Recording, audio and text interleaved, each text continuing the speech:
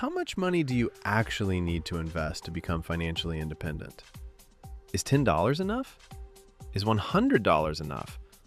Or do you need thousands to make a difference? Most people think you need a huge amount of money to start building wealth. But today, we're going to break this down using simple math. Welcome to Smart Money Insights Lab.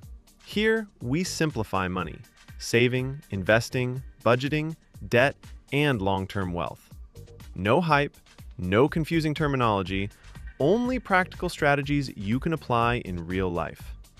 By the end of this video, you'll understand exactly what really matters when it comes to financial freedom.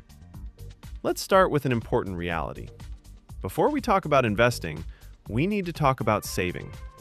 A large percentage of people live paycheck to paycheck. Many don't have even 1 month of expenses saved.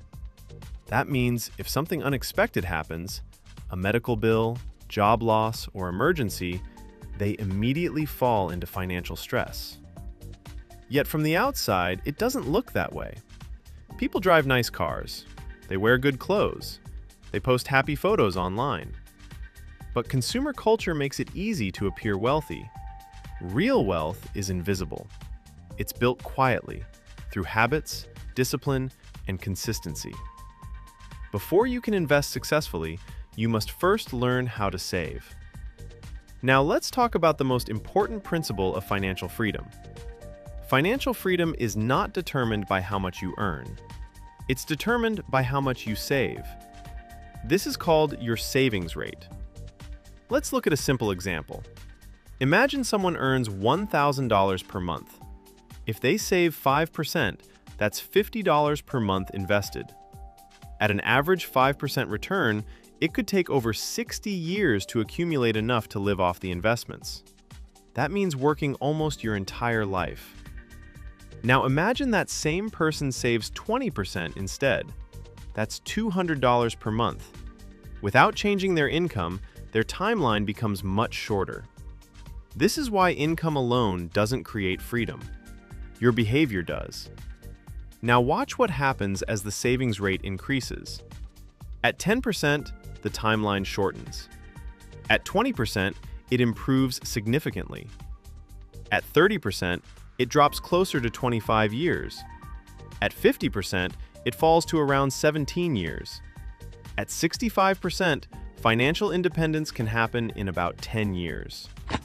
Notice something important. The investment return barely changed. The savings rate did. And here's another powerful idea. When you reduce your spending, two things happen.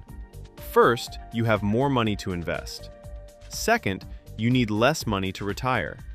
So you're moving forward from both sides. This creates a double acceleration effect. It's not just about earning more, it's about building a lifestyle that supports freedom. So what should you actually aim for? Here's a realistic framework. First, build 3 to 6 months of emergency savings. This protects you from unexpected setbacks. Second, aim for at least a 20% savings rate. If that feels difficult now, start smaller and grow over time. Third, whenever your income increases, increase your savings before increasing your lifestyle. Fourth, automate your investments. Make saving automatic so you don't rely on motivation. And finally, avoid lifestyle inflation. Just because you earn more doesn't mean you need to spend more. Consistency matters more than intensity. Wealth is built in percentages. Start with what you can.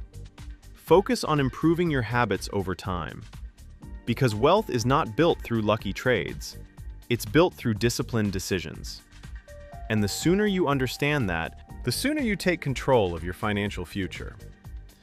If you found this video helpful, subscribe to Smart Money Insights Lab for clear, practical insights on money and long-term wealth.